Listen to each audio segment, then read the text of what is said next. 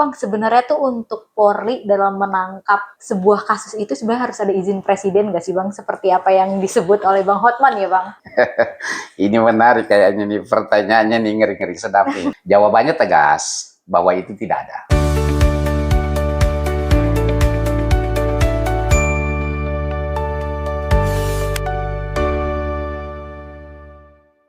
Ya.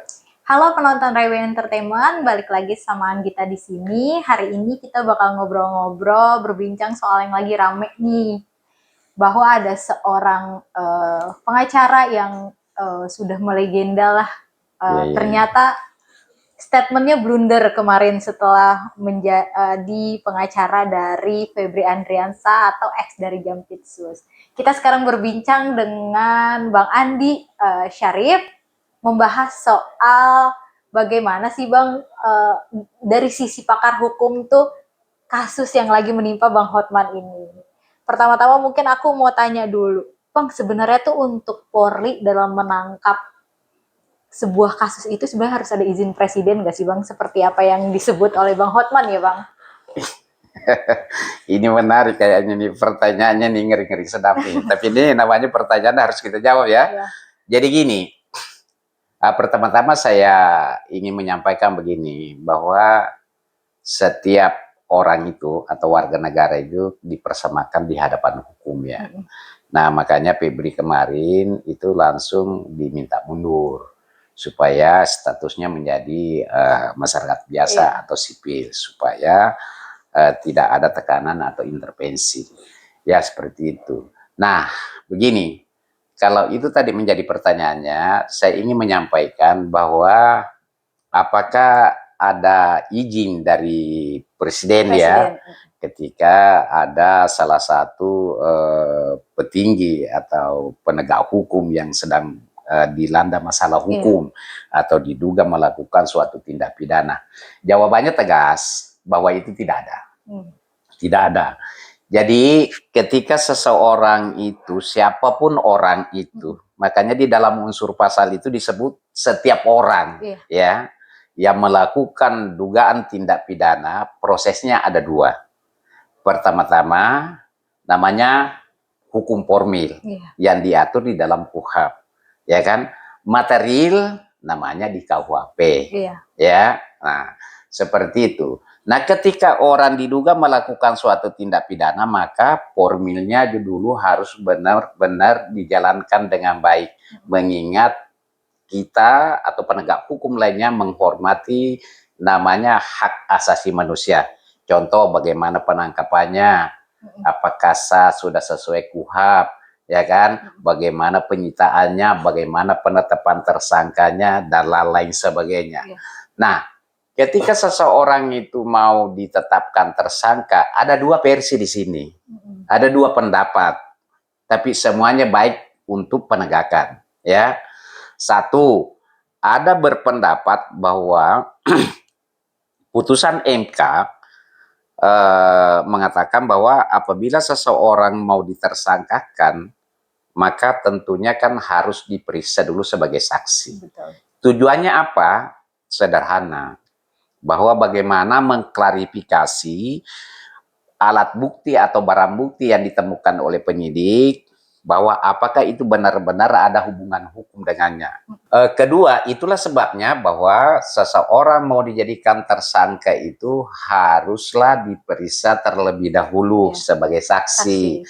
Tapi ada juga versi yang mengatakan bahwa itu tidak perlu diperiksa sebagai saksi, cukup sudah ditemukan dua alat bukti.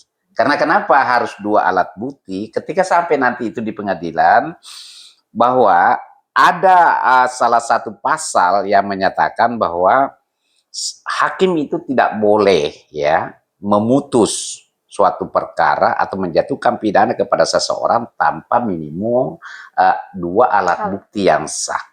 Seperti itu ya. Tapi kan ini akhirnya melebar ya Bang. Mungkin karena pernyataan itu tidak sesuai dengan peraturan yang ada gitu kan ya Bang. Bahwa presiden harus mengizinkan dulu itu sebenarnya ada prosedurnya nggak sih Bang? Enggak ada. Tadi sudah saya sampaikan secara tegas bahwa itu tidak ada aturan. Contoh misalnya, ini kan pembantu presiden menteri kan. Iya. Ya tentu kan sebagai wartawan mengikuti semua menteri-menteri yang ditangkap itu tidak perlu ada izin. Ini bawaannya langsung. Nah, itu tidak perlu ada izin. Ya, terkait pernyataannya Bang Hotman mengatakan bahwa ini kan Febri ini ada apa namanya? Dia anak-anak Anak orang terdekatnya orang dari terdekat ya atau anak kesayangan iya. lah dan lain sebagainya karena Febri ini sudah memberikan kontribusi kepada negara Iya, yang begitu begitu banyak besar. ya triliunan lah. Tapi kan hal yang harus dipisahkan dong. Ya kan, kalau dia memberikan kontribusi kepada negara, ya memang itu tugasnya, Prestasi ya itu ya, kan, Bang. prestasi. Tapi persoalannya, ketika dia melakukan suatu tindak kejahatan, apakah prestasi itu harus menghapus perbuatan itu kan tidak, Iya. ya kan? Sehingga sebenarnya pidana itu tidak, sehingga ada salah satu asas dalam pidana itu namanya pidana itu tidak ada alasan pemaaf. Seperti itu tadi, misalnya dia pernah melakukan suatu perbuatan baik, kemudian dia melakukan tindak pidana, perbuatan baiknya ini menghapus itu tidak seperti itu. Nah, saya pikir mungkin Bang Hotman ini menyampaikan itu secara pribadi kali ya, mungkin karena emosional atau terlalu bersemangat sehingga menyampaikan itulah. Tapi kalau secara hukum tegas saya menyampaikan bahwa itu tidak ada harus ada izin Tidak dan ada juga kaitannya dengan presiden. tidak ada kaitannya dengan presiden dan kedua tidak ada kaitannya dengan prestasinya beliau sebelum ditetapkan sebagai tersangka. Ya, Bang, banyak yang menyayangkan ketika nama Prabowo dibawa dalam kasus korupsi gitu, Bang. ya tentu sangat dan itu bisa menimbulkan penafsiran yang berbeda-beda. Betul. Ya, contoh misalnya bisa saja wah ternyata Prabowo Prabowo terlibat dong iya. dalam masalah ini. Betul. Ya kan? Iya. Nah, itu sangat disayangkan sebenarnya. Ya kan? Dan itu kalau menurut saya dan seharusnya tidaklah. Ya, tidaklah kita harus membawa namanya Prabowo ya. Ya makanya tadi saya bilang mungkin Bang Hotman ini terlalu bersemangat dan emosional sehingga dia membawa-bawa itu mantan klaimnya lah dan lain-lain sebagainya kan sampai dia mengatakan juga pengacara itu bebas bicara. Itu juga tidak benar. Ya kan pengacara itu kan diatur dalam kode etik. Itu tidak boleh sembarangan kita ngomong. Kira-kira gitu ya. Bang, ini banyak yang menyebut awal kehancuran dari seorang Hotman Paris gitu, Bang.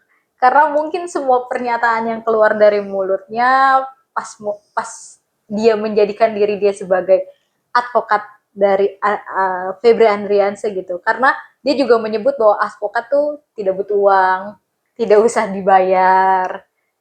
Terus dia berbeda lagi dengan pernyataan waktu menjadi pengacara Nadiem yang diputus. Lagi sih ke pengacara pelit. Jangan pelit kalau ke pengacara, kalau mau menang dan lain-lain. Berarti kan semua emang berdasarkan ada lah Bang, maksudnya uang yang harus dibayar. Kan namanya jasa ya Bang? Ya, gini ya. Kalau itu kembali lagi ke pribadi masing-masing orang ya. Kalau pertanyaannya tadi terkait masalah apa tadi kehancuran dan lain-lain sebagainya itu semua orang boleh menilai berpendapat seperti itu ya. Tapi itu sih pada umumnya sebenarnya ketika orang menonjolkan suatu kesombongan itu adalah ciri-ciri akan jatuhnya, ya kan? Jatuhnya seseorang seperti itu adalah pendapat umum yang bisa kita dengar dari masyarakat. Tapi kita harapkanlah Bang Hotman tidak jatuh lah, ya kira-kira gitu ya. Nah, kedua kalau terkait apa tadi masalah tidak butuh uang dan lain-lain sebagainya. Memang di dunia advokat ini kan ada dua ketentuan ya, ada juga kita tidak, misalnya kita ini adalah penegak hukum yang tidak digaji oleh negara sehingga kita berhak mendapatkan namanya lawyer. Tapi tidak semua orang yang harus kita mintai ya. Ya memang kadang juga kita bisa gratis karena melihat situasi dan kondisi calon klien atau klien kita. Tapi kalau pernyataan Bang Hotman kemarin bahwa saya tidak perlu minta Febri tidak mungkin sanggup membayar saya pikir itu pribadi dan biarkanlah masyarakat yang menilai ya. Seperti itu. Saya tidak mau masuk terlalu pribadi ke pribadi beliau lah. Ya. Bang, tapi sangat menyayangkan nggak sih ketika pernyataan dari awal dia menjadi pengacara Febri Andriansyah sampai bahkan disebut-sebut menghina wartawan dengan lu punya otak nggak gitu. Abang kan juga sebagai penasehat hukum dari instansi media ya bang. Ya. Ketika mendengar itu abang kok Bang Hotman gini ya, jadinya menyayangkan gitu nggak sih bang? Oh sangat disayangkan ya.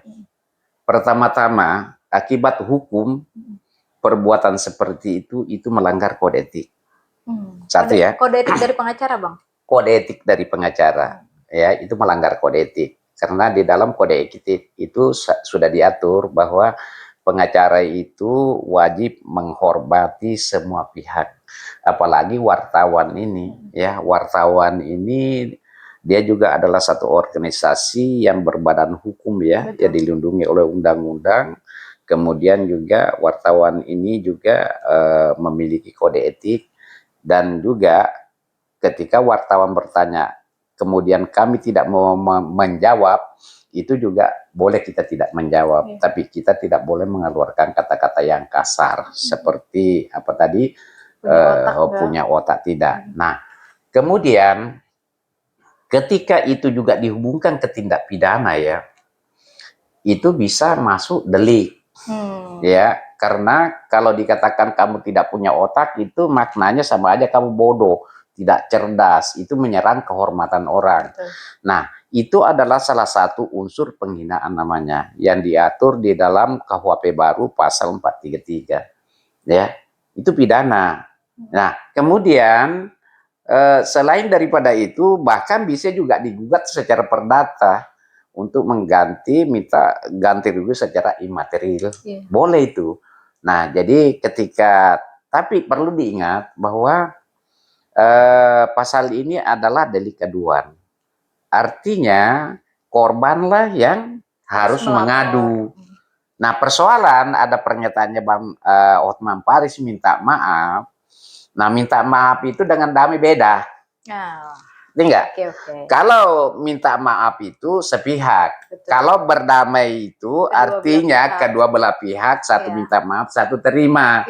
Ya kan? Betul. Nah, pertanyaannya, apakah permintaan maaf Bang Hotman ini sudah diterima atau tidak? Kalau tidak diterima, artinya persoalan itu belum selesai. Betul. Makanya seharusnya kita ini dalam berinteraksi ini harus berhati-hati, saling menghargai, saling menghormati. Kenapa? Wartawan juga ini kan luar biasa untuk bagi teman-teman ya, khususnya profesi advokat ini atau entertain ini kan, mereka tidak akan pernah bisa besar tanpa wartawan. Betul, sebagai panggung ya Pak? Ya, sebagai panggung ya. Makanya kita harus menjaga benar-benar jangan sampai kita berperilaku kasar. Nah, kepada mereka, kemudian mereka bertanya, kita punya hak untuk tidak menjawab. Betul. Kalau misalnya memang itu kiranya terkait masalah kredibilitas klien kita tidak perlu juga jawab. Kita cukup menyampaikan bahwa saya tidak menjawab itu. Tapi tidak perlu kita mengatakan, kamu punya otak enggak? Tanya sama kakek kamu. Ya kan, itu merendahkan orang namanya, merendahkan martabat, dan bahkan itu ada delik. Ya, seperti itu ya. Ketika ini akhirnya belum dimaafkan, masih akan jadi berlanjut Bang. Ketika maaf itu aja ya cuma maaf aja kok di sosmed lagi gitu kan ya Bang. Oke, seperti tadi saya sampaikan bahwa kalau maaf itu tidak menghapus pidana ya, atau delik, atau tidak menghapus hak orang untuk melakukan upaya. Apakah upaya melaporkan ke organisasinya, melanggar kode etik, ataukah melaporkan ke pihak yang berwajib, karena itu adalah delik penghinaan. Nah, itu kalau hanya sebatas minta maaf, saya pikir sepanjang itu tidak dimaafkan, dengan tanda kutip ada kata damai di situ, maka persoalan itu tidak menghapus hak orang untuk melakukan upaya hukum, baik melaporkan pidana maupun juga melaporkan pelanggaran kode etik. Bang, melihat kasus Febri Andriansyah yang menjadi sorotan dengan kepemilikan rumah, emas, dolar, dan lain-lain gitu Bang. Sebenarnya keputusan Bang Hotman untuk jadi pengacaranya kalau dari Abang itu udah tepat atau gimana sih Bang? Ya begini, kalau pengacara itu bebas-bebas saja ya, siapapun yang mau dibela.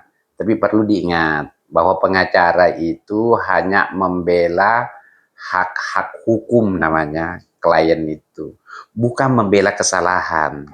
Ya, ingat itu ya. Kalau pengacara itu hanya membela hak-hak hukum kliennya, tidak membela kesalahan kliennya. Nah, terkait masalah rumah, itu bukan rumahnya, itu hanya rumah mertuanya, kemudian diwariskan kepada cucunya. Kemudian emas itu diakui oleh salah satu pengacara yang juga sudah ditahan saat ini. Itu kan hanya pernyataan sepihak semua ya. Tentu namanya di dalam proses penyelidikan itu, kemudian ditingkatkan ke penyidikan, kemudian ditetapkan tersangka, itu sudah luar biasa. Tidak mungkin hanya satu dua alat bukti yang ditemukan di situ. Dan kedua, yang diduga pelakunya ini adalah penegak hukum. Tentu penyidik kepolisian ini tidak ngawur lah ya dalam melakukan penyelidikan.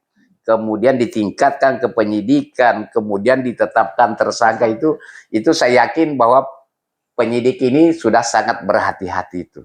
Makanya kalau tadi dikatakan, wah itu kan belum ada bukti, ya kan rumah itu ini, ada yang mengaku dan lain-lain sebagainya. Itu baru pengakuan sepihak. Pengakuan itu adalah alat bukti paling terendah, ya kan, di dalam hukum pidana itu. Sehingga ada istilah mengatakan begini, kalau pengakuan itu dianggap suatu alat bukti yang sangat kuat dan super, maka tidak ada maling yang di penjara. Kira-kira gitu ya. Jadi seperti itu. Jadi sudahlah, ini kan sudah ditangani oleh penyidik, ya kan. Cuma kan sebenarnya ada hal kalau menurut saya selaku penegak hukum yang agak aneh nih ya, saya lihat agak aneh ya, agak aneh. Karena sepanjang sejarah kayaknya baru kali ini ya. Betul. Iya kan, bahwa ada instansi penegak hukum yaitu kepolisian ya, melakukan penyidikan. Tiba-tiba penyidikan itu dialihkan ya, bukan dilimpahkan. Kalau dilimpahkan itu aturan hukum. Betul. Kalau dialihkan artinya dipindahkan penyidikannya ke kejaksaan. Setahu saya, ketika penyidikan itu yang ada di kepolisian atau ada di kejaksaan, salah satunya instansi penegak hukum yang bisa mengambil alih itu adalah KPK. Ya kan? Iya betul. Tapi saya tidak tahu apa pertimbangannya sampai dialihkan kepada Kejagung gitu. Tapi kan ini juga banyak yang janggal lah Bang, pasti. Makanya saya bilang, jadi kalau proses penyidikan itu ada namanya penyelidikan, ada namanya penyidikan, ya kan? Kemudian ada namanya penetapan tersangka, ada namanya P18, ada namanya P19, ada namanya P21, ada namanya tahap 2, baru itu pelimpahan. Ya kan? Jadi begini sebenarnya. Kalau polisi itu tugasnya adalah mengumpulkan bukti-bukti. Tugasnya hanya itu, mengumpulkan bukti-bukti dan menetapkan tersangkanya. Kemudian dilimpahkan ke jaksa untuk diteliti. Setelah diteliti dikatakan sudah sudah lengkap, ada istilah P21. Nah, jadi polisi itu hanya tugasnya menyelidiki, melakukan penyelidikan, penyidikan, ya kan, dan menemukan tersangkanya. Nah, nanti yang akan menuduh atau menuntut itu adalah jaksa.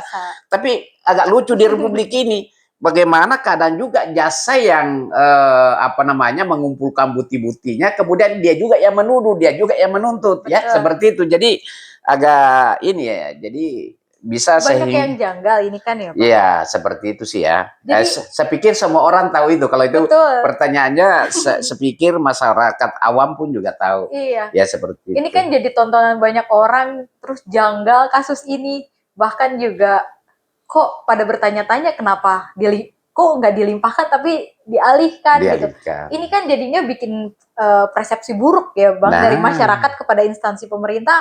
Kalau misalkan instansi pemerintah ke depannya sudah sulit mendapatkan kepercayaan masyarakat tuh wajar nggak sih Bang?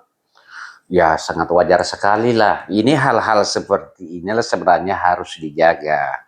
Kemarin itu saya sempat sekali ya, senang saya mendengar bahwa Febri akan mengundurkan diri. Iya.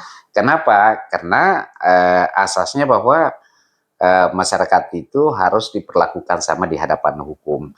Artinya ketika dia mengundurkan diri itu sudah tidak ada lagi intervensi, ya kan Iya. harus diperlakukan sama. Sama. Mungkin dengan kasusnya Nikita, ya kan sudah Iya. tetap tersangka ditahan, sama dengan kasusnya Iya. Nadine tetapkan tersangka Betul. ditahan, seperti itu kan harus diperlakukan sama. Sama dong. Nah kalau yang ini kita nggak tahu kemana orang ini, ya kira-kira gitu ya. Bahkan isunya umroh lagi Bang. Ya kan, bahkan isunya ada umroh dan lain sebagainya ya, seperti itu.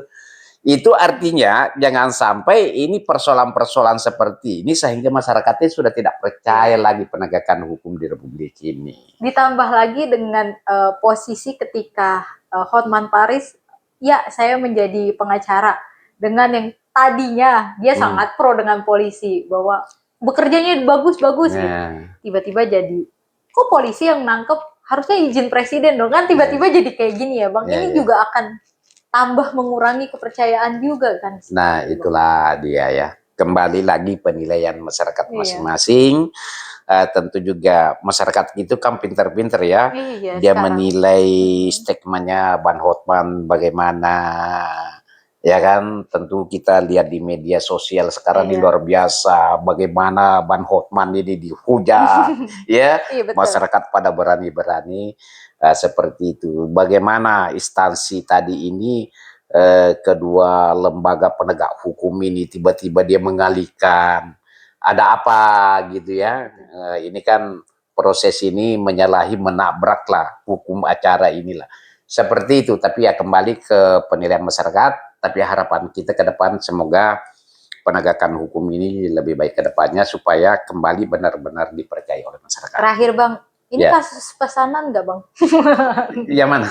Ini kasus PBM. Oh kalau itu saya tidak ini ya, saya belum ada, makanya tadi di awal saya bilang kalau beda kalau kasusnya di kita ya, saya melihat putusan, saya melihat bahwa bagaimana apa namanya, bagaimana fakta-fakta persidangan yang disampaikan oleh Pak Usman baik di dalam persidangan maupun juga dalam pledoinya tidak dipertimbangkan, sehingga saya berpendapat ya bahwa jangan-jangan kasus ini. Tapi kalau yang ini belum ada arah ke sana saya melihat ya. Walaupun bahwa ini banyak kejanggalan nih Bang. Iya, kalau misalnya ada hal yang aneh ya, seperti ini ya mungkin kalau ditinjau dari segi politis ya, karena begini, memang ada namanya kebijakan ya.